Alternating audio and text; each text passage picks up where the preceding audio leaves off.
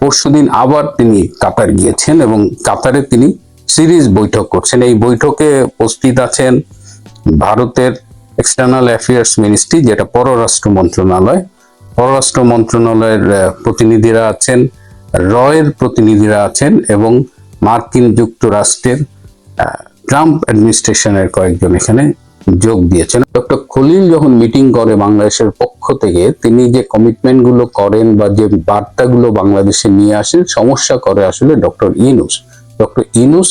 তিনি তার ক্ষমতা ছাড়তে চান না এবং তিনি এখন কাউকেই পাত্তা দেন না। তিনি মনে করেন তিনি আছেন, তার সাথে জামাত আছে এবং ওয়াকার আছে, সুতরাং কেউ তার কিছু করতে পারবে না।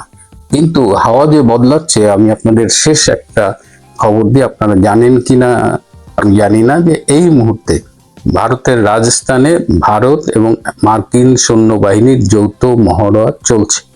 এইটা খুব গুরুত্বপূর্ণ একটা বিষয়। শেখ হাসিনার ব্যাংকের লকারে 832 ভরি সোনা পেয়েছে।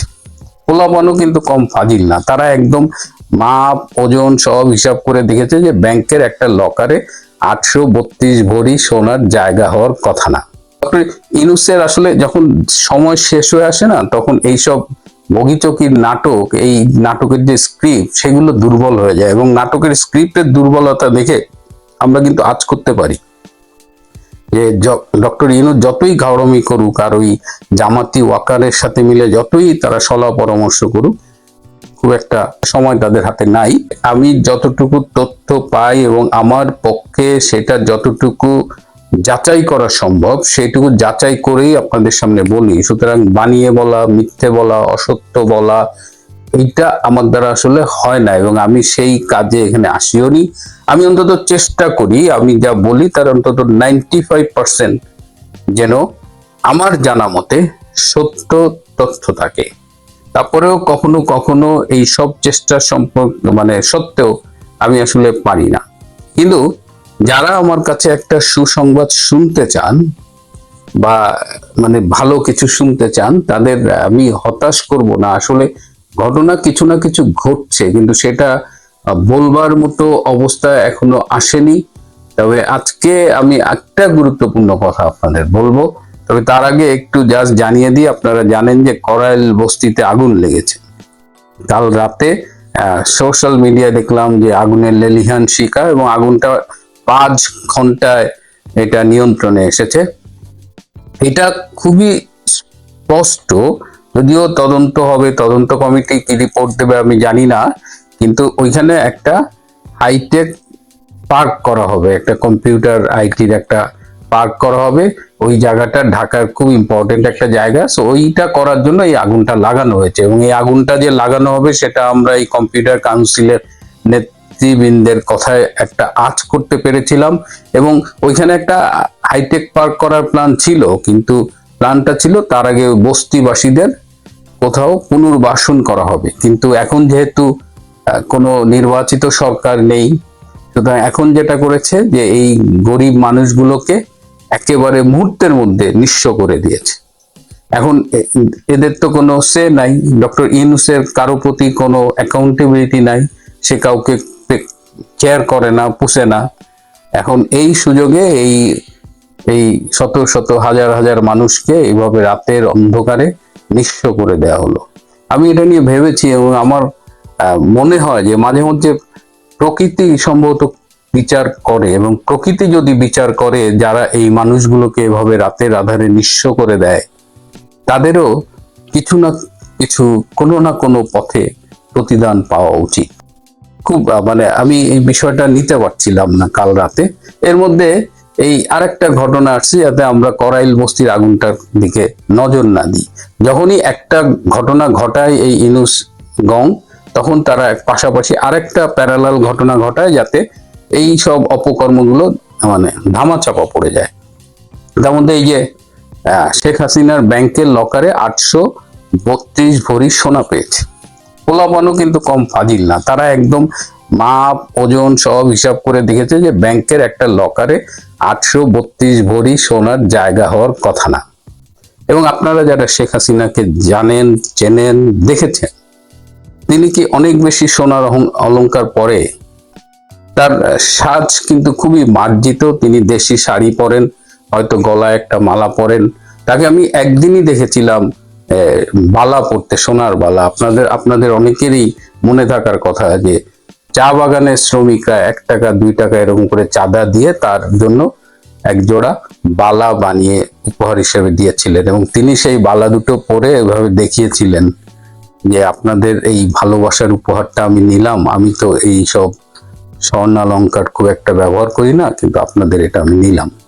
তো সেই মানুষটার 832 ভরি এবং অলংকার পাওয়া গেছে, কিন্তু শেখ হাসিনা খুব স্পষ্টভাবে জানিয়ে দিয়েছেন যে ব্যাংকের লকারে তার কোনো সোনা নাই, একদম ক্লিয়ার বলেছেন কোনো স্বর্ণ অলংকার নাই। তাহলে আমার প্রশ্ন হলো এই 832 ভরি সোনা কই থেকে আনা হইলো, কে কে এখানে ডোনেট করছে? এটা কি উপদেষ্টা এবং আরো যারা চামচা টামচা আছে তারা কি ভাগযোগ করে দিছে যে ভাই আমি 10 ভরি দিলাম, আপনি 5 ভরি দিলাম, বা এই 832 ভরি এখন কি হবে? নেত্রী খুব ভালো বলছে, যদি এই সোনা তার হয় তাহলে লকার থেকে এটা যেন করাইল বস্তিবাসী যারা ক্ষতি হচ্ছে তাদের দিয়ে দিতে। তো ডক্টর ইউনূসের আসলে যখন সময় শেষ হয়ে আসে না, তখন এইসব বগিচকির নাটক, এই নাটকের যে স্ক্রিপ্ট সেগুলো দুর্বল হয়ে যায়, এবং নাটকের স্ক্রিপ্টের দুর্বলতা দেখে আমরা কিন্তু আজ করতে পারি যে ডক্টর ইউনূস যতই ঘাওড়ামি করুক আর ওই জামাতি ওয়াকারের সাথে মিলে যতই তারা সলা পরামর্শ করুক, খুব একটা সময় তাদের হাতে নাই। যাই হোক, আজকে মূল বিষয়টা আসি। আপনারা জানেন না, বাংলাদেশের জাতীয় নিরাপত্তা উপদেষ্টা তিনি কয়েকদিন আগে কাতারের দোহায় মিটিং করেছেন, এবং সেখান থেকে বাংলাদেশ হয়ে তিনি ভারতে গিয়েছিলেন সেই কলম্বো সিকিউরিটি কনক্লেভে যোগ দিতে। সেই আসনে বাংলাদেশ সভাপতিত্ব করেছে, এবং তার 2 দিন আগে তিনি গিয়েছিলেন সেখানে। তিনি অজিত দোভাল এবং একটি মিটিং এ অজিত দোভালের সাথে ভারতে মার্কিন রাষ্ট্রদূত সার্জিও গার উপস্থিত ছিলেন। তিনি আবার এসে পরশুদিন আবার তিনি কাতার গিয়েছেন, এবং কাতারে তিনি সিরিজ বৈঠক করছেন। এই বৈঠকে উপস্থিত আছেন ভারতের এক্সটার্নাল অ্যাফেয়ার্স মিনিস্ট্রি, যেটা পররাষ্ট্র মন্ত্রণালয়, পররাষ্ট্র মন্ত্রণালয়ের প্রতিনিধিরা আছেন, রয়ের প্রতিনিধিরা আছেন, এবং মার্কিন যুক্তরাষ্ট্রের ট্রাম্প অ্যাডমিনিস্ট্রেশনের কয়েকজন এখানে যোগ দিয়েছেন, এবং এখানে সিরিজ বৈঠক হচ্ছে। 4 দিনের সফরে গিয়েছেন ডক্টর খলিলুর রহমান, এবং এখানে মূলত বাংলাদেশের নির্বাচনটা নিয়ে আলোচনা হচ্ছে, যে বাংলাদেশের আসন্ন জাতীয় সংসদ নির্বাচনটা যাতে ইনক্লুসিভ হয়, সব দলকে নিয়ে হয়, সেটা নিয়ে আলোচনা হচ্ছে। এর আগে যে ভারতে অজিত দোভালের সাথে যে আলোচনাটা হয়েছিল এবং সার্জিও গারের উপস্থিতিতে যে আলোচনা হয়েছিল, সেখানেও কিন্তু বাংলাদেশে ভারতের প্রত্যাশাটা জানানো হয়েছিল যে ভারত চায় বাংলাদেশে একটা সবাইকে নিয়ে অন্তর্ভুক্তিমূলক আর ইনক্লুসিভ নির্বাচন। সেই কথাটাই আবার বলেছে। বাংলাদেশ আওয়ামী লীগের কার্যক্রম নিষিদ্ধ করা হয়েছে, সেই কার্যক্রমের উপরে নিষেধাজ্ঞা তুলে নেওয়ার ব্যাপারেও আলাপ হয়েছে, এবং বর্তমানে অসংখ্য নেতা কর্মী মিথ্যে মামলায় কারাগারে বন্দী রয়েছেন, তাদের মুক্তি, জামিন, এই বিষয়টি নিয়ে আলাপ হয়েছে। এবং এই যে সম্প্রতি আইসিটিতে যে প্রহসনের বিচারের মাধ্যমে শেখ হাসিনার একটি ফাঁসির রায় দেওয়া হয়েছে, সেটি নিয়েও আলোচনা করা হয়েছে, এবং ভারতের পক্ষ থেকে খুব স্পষ্ট করে বলা হয়েছে যে কোনো বিচারের মানদণ্ডেই এটি গ্রহণযোগ্য নয়। এখানে ডক্টর খলিল ছিলেন। ডক্টর খলিল দীর্ঘদিন আমেরিকায় থাকার কারণে তার মধ্যে কিছু বিষয়ে ভালো ডেভেলপ করেছে, যেটা পাশ্চাত্যের প্র্যাকটিসটা তিনি করেন। আর তিনি এবং এখানে এই বিষয়ে কিন্তু আমেরিকার যারা ছিলেন তারাও কিন্তু ঐকমত্য পোষণ করেছে। ইটস নট দ্যাট যে এগুলো শুধু ভারত বলেছে, মোটামুটি 3 পার্টির মধ্যেই, যে 3টা বাংলাদেশ, ইন্ডিয়া এবং আমেরিকার যারা ছিলেন তাদের মধ্যে এগুলো নিয়ে আলোচনা হয়েছে, এবং তারা বলছেন যে কত দ্রুত এই ইনক্লুসিভ ইলেকশন করা যায় এবং একটা নির্বাচনের পরিস্থিতি তৈরি করা যায়। আরেকটা মজার ব্যাপার হলো যে এই যে অজিত দোভালের সাথে মিটিং এ যখন ডক্টর খলিল দিল্লিতে ছিলেন, তখন কিন্তু অজিত দোভাল বেশ কয়েকটা রিপোর্ট দিয়েছিল এবং বাংলাদেশে জঙ্গি কার্যক্রমের স্পষ্ট প্রমাণ দিয়ে দিয়েছিলেন, এবং বলেছিলেন 6 কার্য দিবসের মধ্যে বাংলাদেশের দৃশ্যমান সক্রিয়তা তারা দেখতে যায় যে বাংলাদেশ কি করলো। আমরা এই রিপোর্টটা দিলাম। তো ডক্টর খলিল তার সাথে বেশ কিছু ছবি নিয়ে গিয়েছিলেন, যে 4টি সীমান্ত এলাকায়, বাংলাদেশ ভারতের 4টি সীমান্ত এলাকায়, উত্তরবঙ্গে, তারপরে ব্রাহ্মণবাড়িয়া, কুমিল্লা এরকম মোট 4টি সীমান্ত এলাকায় যেখানে জঙ্গি কার্যক্রম ছিল, সেইখানে বাংলাদেশ মিলিটারি অপারেশন চালিয়ে সেই জঙ্গি আস্তানাগুলো গুড়িয়ে দিয়েছে এবং জঙ্গি কার্যক্রম সেখানে বন্ধ করে দিয়েছে। এইগুলোর রিপোর্ট নিয়ে গেছেন ডক্টর খলিল টু প্রুভ যে বাংলাদেশ সরকার, ভারত যে অনুরোধ করেছিল এবং যে প্রমাণগুলো দিয়েছিল, বাংলাদেশ সরকার ইজ অ্যাক্টিং অ্যাকর্ডিংলি। তো এই আলোচনাগুলো আরো চলবে। আর বাংলাদেশের মানে গোয়েন্দা ওয়ার্ল্ডে, স্পাই ওয়ার্ল্ডে এখানে অনেক দেশের গোয়েন্দারা কাজ করছে এবং একটি দেশের 17 জন গোয়েন্দা গত 14 মাসে খুন হয়েছে। সেই দেশের গোয়েন্দারা এখন বাংলাদেশে আসতে আসলে স্বাচ্ছন্দ্য বোধ করে না। তো সেই দেশের অনেক প্রতিনিধি এর চাইতে বাংলাদেশের বাইরে, স্পেশালি কাতারে মিটিং করতে আগ্রহ বোধ করে। কিন্তু সমস্যা হলো যে ডক্টর খলিল যখন মিটিং করে বাংলাদেশের পক্ষ থেকে, তিনি যে কমিটমেন্ট গুলো করেন বা যে বার্তাগুলো বাংলাদেশে নিয়ে আসেন, সমস্যা করে আসলে ডক্টর ইউনূস। ডক্টর ইউনূস তিনি তার ক্ষমতা ছাড়তে চান না এবং তিনি এখন কাউকেই পাত্তা দেন না। তিনি মনে করেন তিনি আছেন, তার সাথে জামাত আছে এবং ওয়াকার আছে, সুতরাং কেউ তার কিছু করতে পারবে না। কিন্তু হাওয়া যে বদলাচ্ছে, আমি আপনাদের শেষ একটা খবর দিয়ে, আপনারা জানেন কিনা আমি জানি না, যে এই মুহূর্তে ভারতের রাজস্থানে ভারত এবং মার্কিন সৈন্যবাহিনীর যৌথ মহড়া চলছে। এইটা খুব গুরুত্বপূর্ণ একটা বিষয়। সুতরাং অনেক কিছুই চেঞ্জ হচ্ছে। যারা আমার কাছে ভালো সংবাদ শুনতে চান, আমার মনে হয় যে আমরা একটা ভালো সংবাদ পাবো। সেই সংবাদটা ডিসেম্বরের মধ্যেই পেতে হবে, অন্যথায় বাংলাদেশ একটা ভীষণ অনিশ্চয়তার মধ্যে ঢুকে যাবে। ওয়াকারের ব্যাপারে অনেক কথাবার্তা এখন হচ্ছে, আমরা সবাই কম বেশি জানছি। আমি আরো কিছু ইন্টারেস্টিং তথ্য পেলাম এই গত পরশুদিন। আমি সেটাকে নিয়েই ভাবছিলাম যে একটা মানুষ কত বেইমানি হতে পারে এবং কত সুচতুর ভাবে সে বেইমানিটা করেছে। এই যে জুলাই মাসে যে জঙ্গি অভ্যুত্থানটা হলো, জঙ্গিদের আন্দোলন, জামাত শিবিরের আন্দোলন, যেখানে ছাত্র জনতার সাথে এক ধরনের প্রতারণা করা হয়েছে, সেই আন্দোলনে কিন্তু এই যেটা পরবর্তীতে জাতিসংঘ মানবাধিকার কমিশনার ভলকার তুর্কও বলেছেন, ওয়াকার কিন্তু আগে থেকেই এই সমস্ত ষড়যন্ত্রের সাথে জড়িত ছিল এবং শেখ হাসিনা বিরোধী যে ষড়যন্ত্রটা, যেটা 2018 থেকে একেবারে দানা বাঁধছিল, এক পর্যায়ে সবাই ওয়েট করছিল যে কখন এই ওয়াকার দায়িত্ব নেবে। এবং যেদিন ওয়াকার দায়িত্ব নিয়েছে সেদিন কিন্তু জামাতে ইসলাম মিষ্টি মুখ করেছে, নিজেরা মিষ্টি খাইছে যে তাদের অপারেশন এখন থেকে শুরু, আর কি অল ডান। এবং আপনি যদি সব ঘটনা যেদিন প্রকাশিত হবে, আপনি যদি সব ডটগুলো মিলান, দেখবেন যে এই ষড়যন্ত্রের অন্যতম মাস্টার মাইন্ড ছিল জেনারেল ওয়াকার। এবং জেনারেল ওয়াকার যদি এই ষড়যন্ত্রকারীদের সহায়তা না করতেন, তাহলে এই জঙ্গিরা জুলাই আগস্টের এই আন্দোলন করে সফল হতেন না।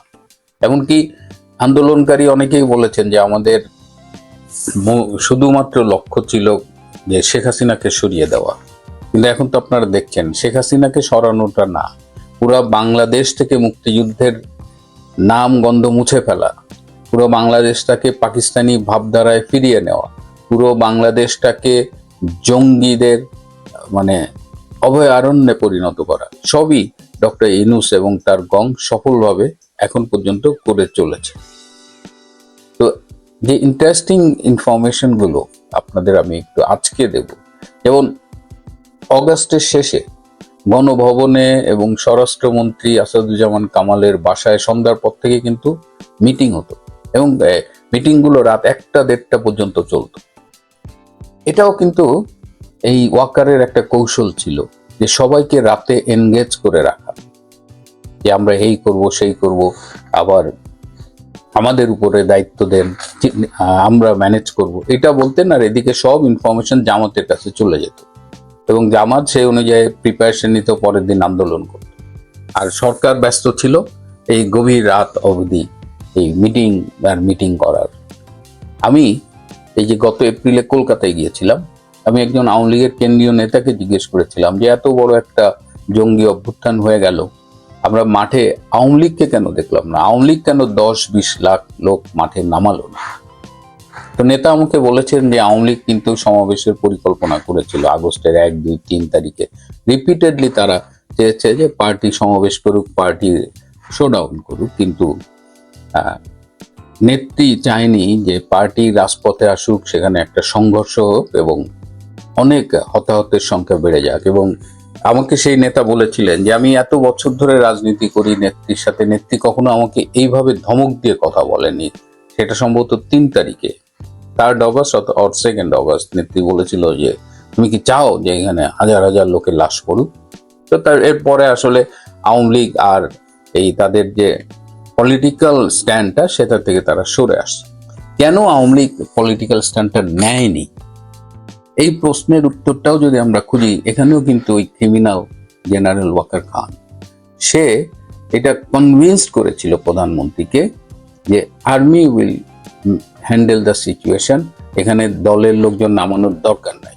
দেখেন কি সুচতুরভাবে সে পরিকল্পনা করেছে। সে মাননীয় প্রধানমন্ত্রীকে কনভিন্স করেছে এবং 3 তারিখে 4 তারিখে গণভবনে মিটিং হয়েছে। তাদের একটা কোর কমিটি ছিল, তারা স্বরাষ্ট্র মন্ত্রণালয়ের বাসায় বসতো। কোর কমিটি মানে হলো পুলিশ, NSI, SB, DGFI এদের প্রতিনিধি নিয়ে। তো এই সবখানেই কিছু হলেই ওয়াকার আগ বাড়িয়ে বলতো যে আমরা এটা ম্যানেজ করব, আপনাদের কোনো চিন্তা করতে হবে না। এবং 4 তারিখের কথা আপনারা জানেন যে আমাদের স্বরাষ্ট্রমন্ত্রী আসাদুজ্জামান খান কামাল, উনি একটা সাক্ষাৎকারেও বলেছিলেন যে 4 তারিখে উনি বলেছেন আর্মি উইল টেক কেয়ার। তখন স্বরাষ্ট্রমন্ত্রী পুলিশের IGP কে বলছেন যে আপনি আর্মি চিফের সাথে কথা বলে কোঅর্ডিনেট করেন, 5 তারিখ ম্যানেজ করবেন। 5 তারিখ এটা কিন্তু ওয়াকার জানতো কি হবে 5 তারিখে। এবং মানে ওই দিন ওই আন্দোলনকারীদের আন্দোলনের তারিখ ছিল 6 তারিখ, সেটা তারা আগে 5 তারিখ করে। এবং 4 তারিখ রাতে লেকশোর হোটেলে বিএনপির একজন নেতা পুলিশের একজন কর্মকর্তাকে বলেছিল যে কালকে আমরা ফাইনাল খেলা খেলবো, আমাদের DGFI থেকে গ্রিন সিগন্যাল দেওয়া হয়ে গেছে। চিন্তা করেন, DGFI 4 তারিখে, অগস্ট মাসের 4 তারিখে তাদের গ্রিন সিগন্যাল দিয়ে দিচ্ছে। সেটা আবার বিএনপির একজন নেতা লেকশোর হোটেলে বসে ঢাকার গোয়েন্দা বাহিনীর একজন খুব পরিচিত মুখ পুলিশ অফিসার তাকে বলছেন। এবং তিনি তখন পুলিশের IG-কে ফোন করে বলেন যে এরকম আমাকে একজন বিএনপির নেতা বললেন যে আগামীকাল তারা ফাইনাল খেলা খেলবে। তো ইনফরমেশন কিন্তু পুলিশের IG-কে তখন দেওয়া হয়েছে। তো পুলিশের IG, তো তারা তো গণভবনে 4 তারিখে গিয়েছিল, সেখানে জেনারেল ওয়াকার সবাইকে আশ্বস্ত করেছে যে সে সব ম্যানেজ করবে। ওদিকে আবার DGFI তারা কিন্তু পুরো আন্দোলনকারীদের মানে সহযোগিতা করেছে। অনেকে বলেছে তারা DGFI এর কেয়ার অফে ছিল আন্দোলনকারী কয়েকজন জঙ্গি, তারা সাক্ষাৎকারে বলেছে। সব শেষে 5ই অগস্ট সকাল 10টা পর্যন্ত কিন্তু ঢাকায় কেউ ছিল না। এর মধ্যে আর্মির থেকে আন্দোলনকারীদের কাছে, সে কিছু জামাত শিবিরের জঙ্গিদের কাছে ইনফরমেশন যায় যে তোমরা চলে আসো, রাস্তায় বাধা দেওয়া হবে না। তো উত্তরার থেকে একটা ঢল আসে। সেই ঢলে তখন দেখা যায় যে উত্তরার পুলিশের যারা AC, OC, DC ছিল তারা তখন সরে যেতে বাধ্য হয়। গুলশান থানারও এক অবস্থা। তখন পুলিশের IGP মামুন সাহেব তিনি ফোন করেন আপনাদের খুব আলোচিত সেই ঢাকার ডিবির DIG যিনি ছিলেন হারুন ভাইকে পুলিশের IG ফোন করেন এবং বলেন যে হারুন, উত্তরা গুলশানে তো পুলিশ ওভাবে প্রতিরোধ গড়ে তুলতে পারছে না, একটা মব আসতেছে, তুমি এই মবটা ঠেকাও। তখন এই হারুন সে তার বাহিনী নিয়ে গিয়ে সে রাস্তা ব্লক করে। সে এয়ারপোর্ট বা ওই যে রেডিসন হোটেল ওর সামনে আর ব্লকেটটা দেয়নি, কারণ ওখানে প্রচুর ফরেনার থাকে এবং মব তো হিউজ মব তারা আসতেছিল ঢাকা অভিমুখে। তখন সে বনানীর কাকলির ওখানে একটা ব্যারিকেড দেয় যে এখানে আসলে মব কন্ট্রোলের যা যা করা সব প্রস্তুতি নেয়, কাঁদুনে গ্যাস ট্যাস নিয়ে।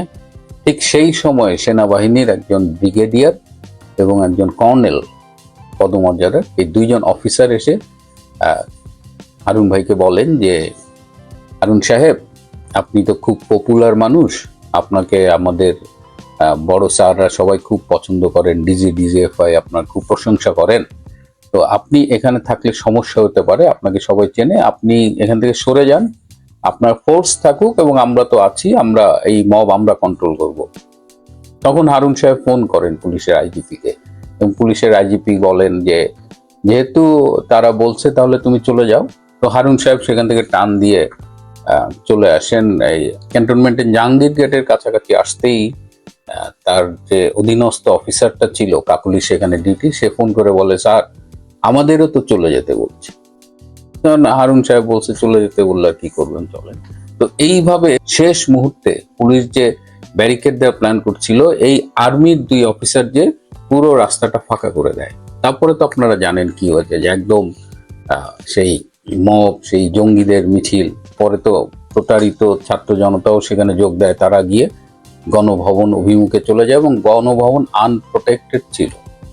এবং ওরা যখন আসছিল তখন তো মাননীয় প্রধানমন্ত্রী শেখ হাসিনাকে বিশেষ ব্যবস্থায় বিমানে করে, সামরিক বিমানে করে ভারতে নিয়ে যাওয়া হয়।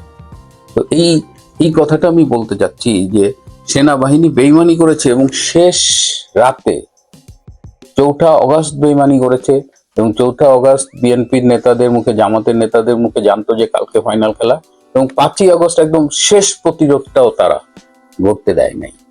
সবচেয়ে ভয়ঙ্কর ব্যাপার হলো যে এই 5ই আগস্ট মব যখন গণভবনে যাবে, তখন এই জেনারেল ওয়াকার খান জামাতের সন্ত্রাসী এবং জঙ্গিদের মিলে প্ল্যান করেছিল যে গণভবনে অত্যন্ত নির্মমভাবে শেখ হাসিনাকে হত্যা করা।